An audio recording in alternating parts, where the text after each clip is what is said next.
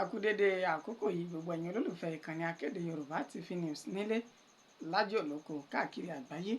Ojú tẹ fún wòwá ojú náà ò ní fọ́, etí tẹ fún gbọ́ wa etí náà ò ní di. Ìròyìn fún ti àkókò yìí ọ̀nà ni a mú wá. Orúkọ oníròyìn ni Àyànfẹ́ Elédùmarè.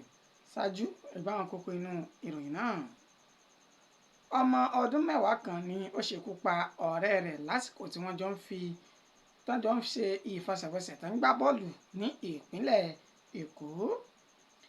Ìbẹ̀rùbojo dé bá àwọn olùgbé Sómẹ́fun Ìjẹun tuntun ní Abẹ́òkúta ìpínlẹ̀ Ògùn pẹ̀lú bí àwọn agbébọn kan ṣe ikú pa ọkùnrin kan níwájú ta ilé rẹ̀. Iná mọ̀nàmọ́ná ti ṣekú pa ọmọ ọdún 15 kan ní ìpínlẹ̀ Ògùn bákan náà. Fásitì ìlú Ìlọrin ó ti pàṣẹ láti lé àwọn akẹ́kọ̀ọ́ tó 19 kúrò ní ọgbà ilé ìwé náà látàrí àwọn ẹ̀sùn èyí tí wọ́n fi kàn wọ́n. Ẹgbẹ́ ìròyìn náà lẹ́kùnrẹ́rẹ́ báyìí. Ezekiel ọmọ ọdún 10 pa ọ̀rẹ́ rẹ̀ lásìkò tí wọ́n jọ ń fi bọ́ọ̀lù tí wọ́n jọ fi ń ṣe eré tí wọ́n jọ ń gbá bọ́ọ̀lù nípínlẹ̀ Èkó. Israel Ogunleye òní Ezekiel ṣe ikú pa ní ọjọ́ 28 oṣù kẹta ọdún tí a wà yìí ní agbègbè Olúwọlé Powerline nílùú Èjìgbò nípínlẹ̀ Èkó.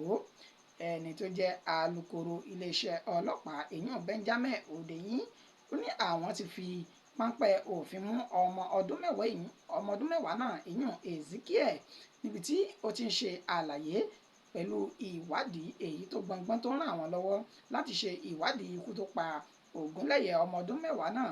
Ó ṣe ní àlàyé wípé ọmọ ọdún 10 èèyàn Ezekiel tó ṣekú pa akẹgbẹ́ rẹ̀ òun ló sọ wípé àwọn jọ ń gbá bọ́ọ̀lù ní orí pápá pẹ̀lú àwọn akẹgbẹ́ àwọn tó kù nígbà tí èdè àìyedè kan sì ṣẹlẹ̀ èyí tí ó mú kí òun fún Ògúnlẹ̀yẹ lọ́rùn títí tí ẹ̀mí rẹ̀ tó fi bọ́. Wàyí ó ní bí ẹ̀mí Israel Ogunleye bí ó ṣe bọ́ báyìí ó ní àwọn akẹgbẹ́ òun tó kù ni wọ́n bá dé bọ́dì wọn tí gbogbo wọn júbà ehoro tí òun náà sì sọsẹ̀ tí òun gba ilé òbí òun lọ. Ariwo yìí ni ó ta sí òbí Israel létí tí wọ́n fi ní wọ́n lọ yẹ̀wò tí wọ́n sì rí pé ọmọ náà ti jẹ́ Ọlọ́run nípè. Èyí ló mú kí bàbá ọmọ náà kó mọ ẹjọ́ náà lọ sí iléeṣẹ́ ọlọ́pàá tó wà ní ìlú Èjìgbò nípínlẹ̀ Èkó tí wọ́n ti lọ fi páńpẹ́ òfin mú ọmọ ọdún 10 Ezekiel ọ̀hún tó sì wà ní àhámọ́ wọn báyìí.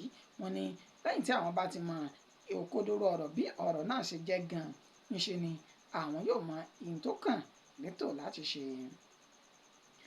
Ìbẹ̀rùbojo dé bá àwọn olùgbé Sómẹ́fun Ìjẹun tuntun ní Abẹ́òkúta tí ń ṣe ìpínlẹ̀ Ògùn pẹ̀lú bí wọ́n ṣe yìnbọn pa ènìyàn kan ní iwájú ìta rẹ̀.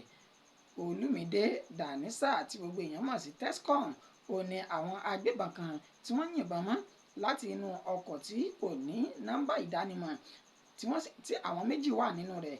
Wọ́n ní ibi tí Olúmídé Dànísà jókòó sí ní iwájú ìta tó ti ń ta ọjà ibẹ̀ ni àwọn agbébọn náà ti yin ìbọn mọ́ ní agbárí tí ó sì wó lulẹ̀ sínú àgbàrá ẹ̀jẹ̀ tí ẹ̀jẹ̀ sì ń sàn lára rẹ̀ ṣọ̀ṣọ̀ṣọ̀. Wọ́n ní ìṣẹ̀lẹ̀ yìí ṣẹlẹ̀ ní ọjọ́ àìkú Sunday ọjọ́ 21 oṣù kẹta ọdún tí a wà yìí.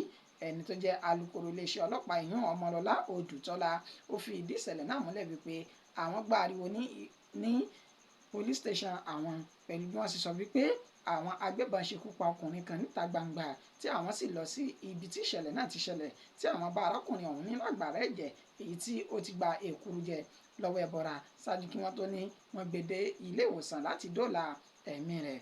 Ọmọlọ́lá Odùtọ́lá wa ó ṣe ní àlàyé wípé àwọn ti tẹsẹ̀ bọ ìwádìí lórí àwọn tó ṣe ìkọlù náà tí àwọn yóò sì fi ojú wọn léde tí ọwọ́ bá ti bà wọ́n.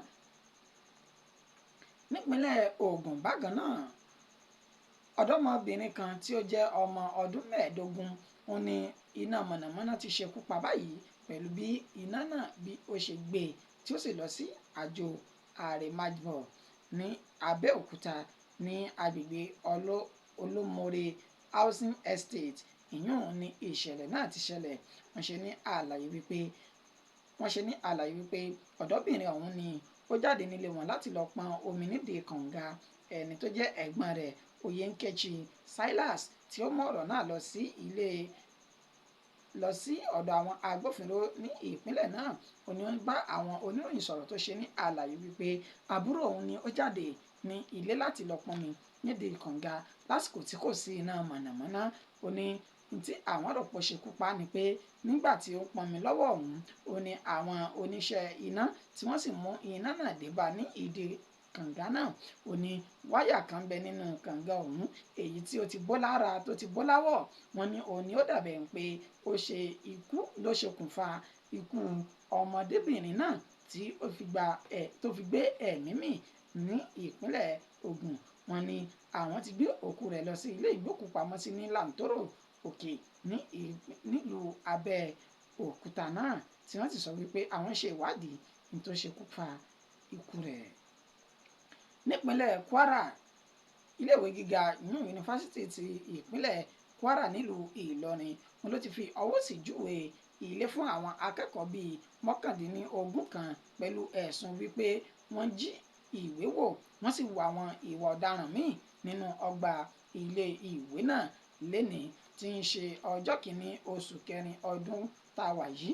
Ó ní ẹni tó jẹ́ alákòóso fún ètò ìròyìn nílé ìwé náà ìyún Kúnlé òun ni ó fi ìròyìn náà léde síta nínú ọ̀tẹ̀jíṣẹ́ tí wọ́n fi síta wípé àwọn ti lé ọmọ akẹ́kọ̀ọ́ tó tó 19 kúrò lórí ẹ̀sùn wípé wọ́n jí ìwé wò wọ́n lu àwọn akẹgbẹ́ wọn wọ́n já olè wọ́n sì wu àwọn ìwà láabi míì.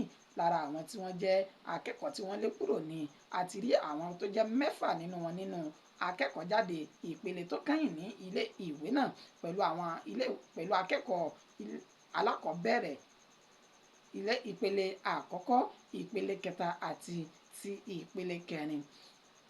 Ìròyìn wa kò jù báyìí lọ fún ti àkókò yìí. Ẹ pàdé wa nígbà tá a tún máa mú ìròyìn míì wá fún wa ní orí ìkànnì yìí Akéde Yorùbá TV News. Títí di àkókò náà àtẹ̀mí àtẹ̀yin aburú kò ní ṣe wá láṣẹ Elédùmarè. Ó dàbọ̀.